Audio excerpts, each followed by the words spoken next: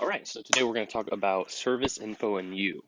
So this is trying to shed some light on all the options that you've got when you decide, hey, I need more information about how this system works or about this car, right? Most of us get into using this for basic things like torque specs, but as we approach drivability problems, other dynamic problems, then we have more choices and we need to utilize more thought. So I put this together, hopes that it helps to try to build up this idea that service info is a tool and that we have different tools that are appropriate for different times. Start here. We're all faced with this choice. We've got paid subscriptions, we've got Google. We know that most of us in daily life turn to Google, and sometimes that's a hard habit to break. So we got to start here. So you need information. When do we need it, right? There's different repairs, different systems. If I'm doing a brake repair, maybe I just need a torque spec for a caliper bolt. Maybe I'm trying to chase a trouble code, right? And I need more information about the criteria in terms of how that code got set. Either case, I get led to this decision. Where do I get my information? Here at Parkland, we've got two forms of paid subscription, right? I can go to All Data or I can go to ProDemand. Maybe some of us, we work in a dealer store. Maybe we've got access to GMSI. And of course, we can all get to Google on the interwebs. So here's my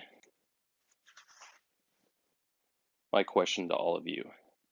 Where do you rank them, right? Where do you start?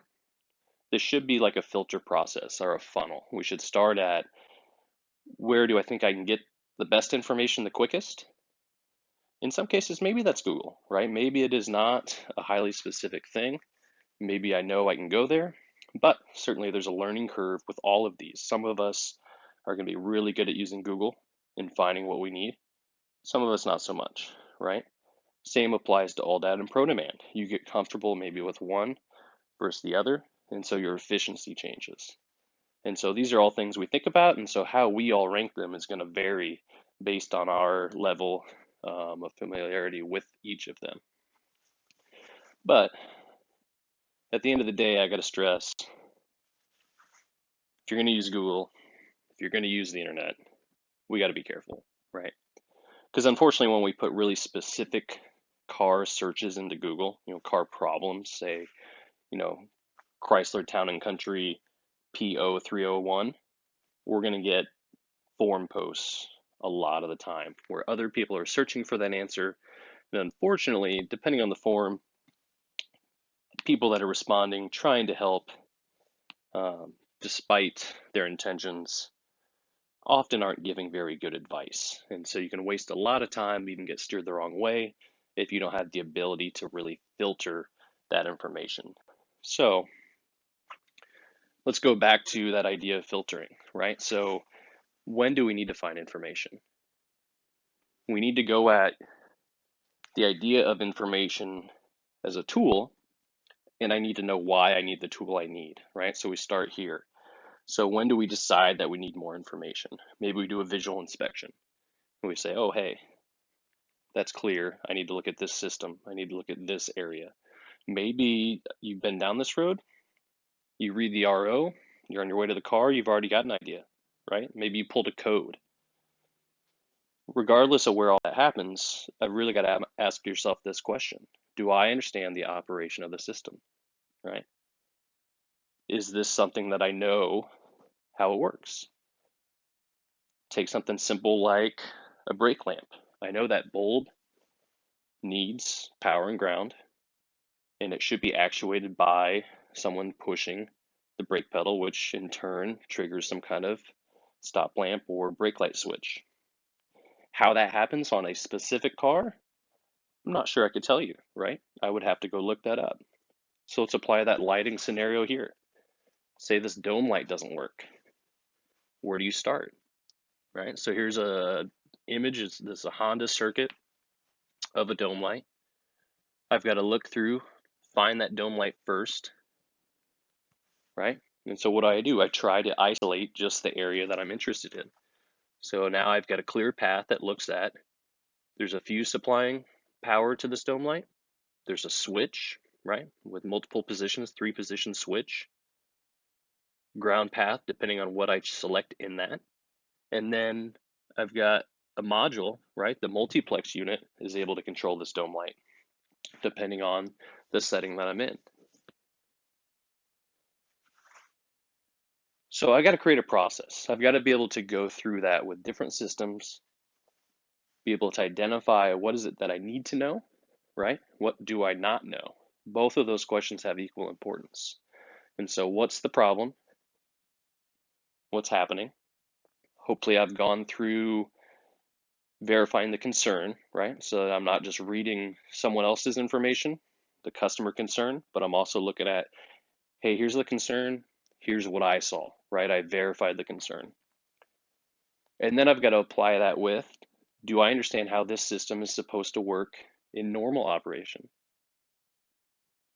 If your answer is no, or maybe, that's cause to go to service information, maybe to go to a known good car.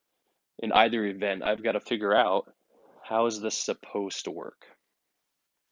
Only once I've got both of those pieces answered, both of those questions, can I go to the third point and say what would cause the problem that I see right now. If I know what I think the problem is, if I know how it should work, I should be able to determine what's going on now, right? And that typically leads me toward this kind of scenario where I've understood, here's how it's working. I know the dome light doesn't work. I know it's not working right now. I see that, right?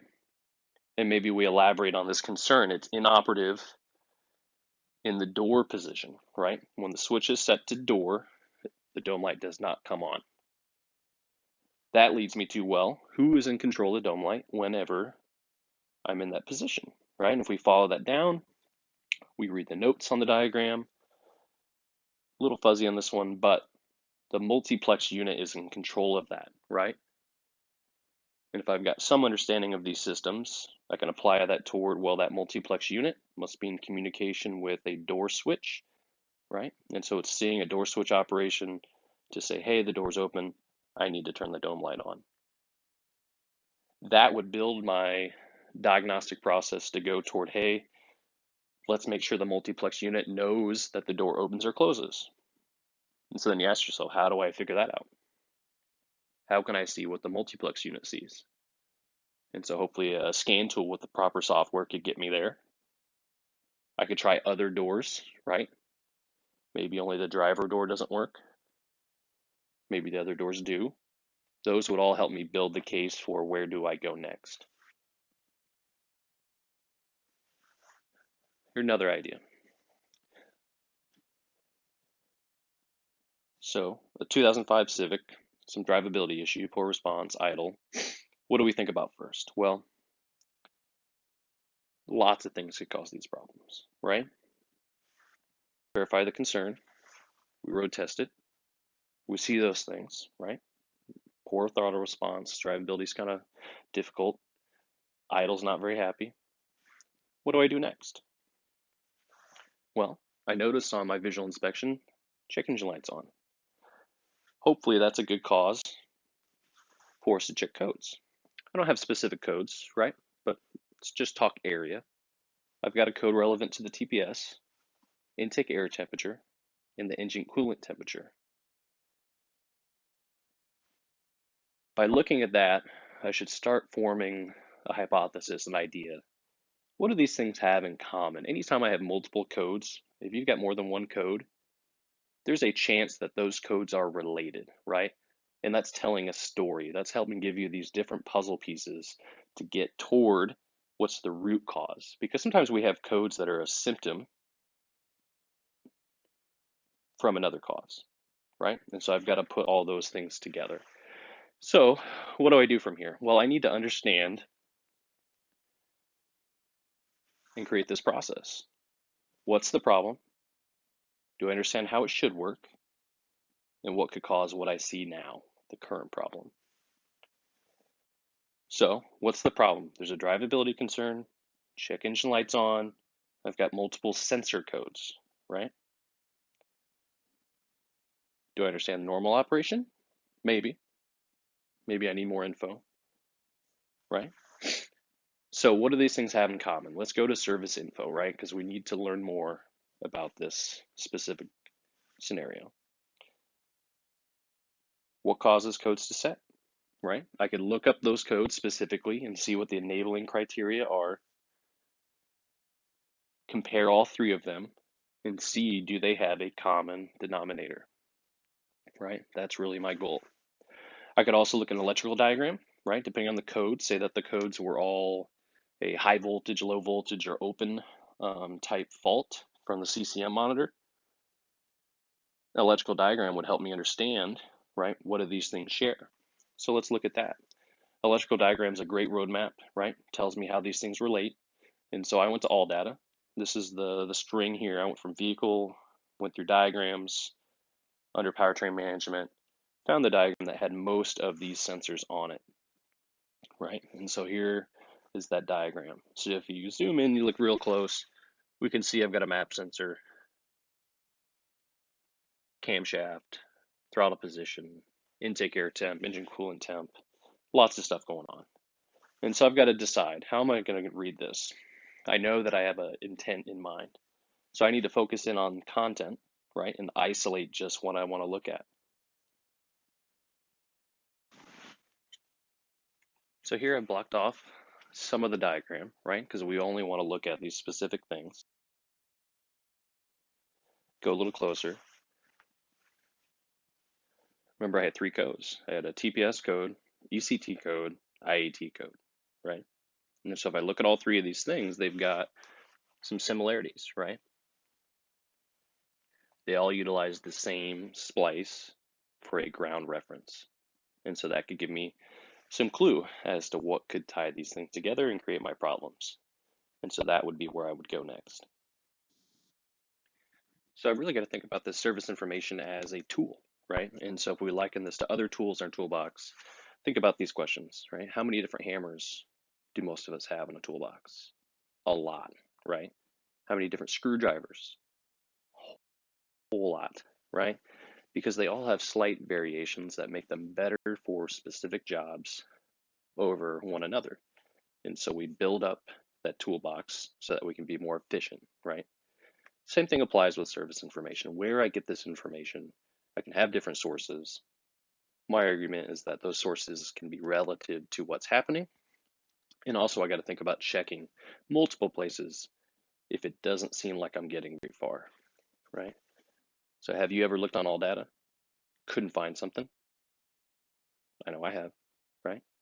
What do you do next? So maybe you go to ProDemand, right? Because we've got these two systems here at Parkland. Go to ProDemand, look for it there. There's been many times where I've gone to all data, couldn't find it, found it on ProDemand, or found it in a better form, right? Because how these third-party companies take the OE information and publish it is different, right? ProDemand sometimes will format things. All data is pretty direct. Both miss things at times, right? And so it is good to be able to navigate both and have that backup resource. Say you do both those things, you can't find it. You go to Google. Maybe that's a good option. Maybe it's going to create some frustration, right? Whole lot to think about there. Other things to think about is that as a technician, you're one of thousands across the country, right? And there's a whole lot of people very active online in different groups, different websites, right? So these communities like diag.net, IATN, Motor Age has a ton of great technical articles by really talented trainers and technicians. There are Facebook groups, YouTube channels, lots of different places you can go, right? And so these are some of the ones that I'd recommend you get signed up for and just look at, right? Diag.net has some great postings where people will share maybe what they were challenged with, they'll ask for help. And then there's other people sharing things that, hey, this is what I went through, here's how I solved it, right? And watching other people navigate this process can be really helpful to help build your own process, right, with different bits of other people's experience. And so I'll leave you with one YouTube video here to watch. This is by was a post on diag.net.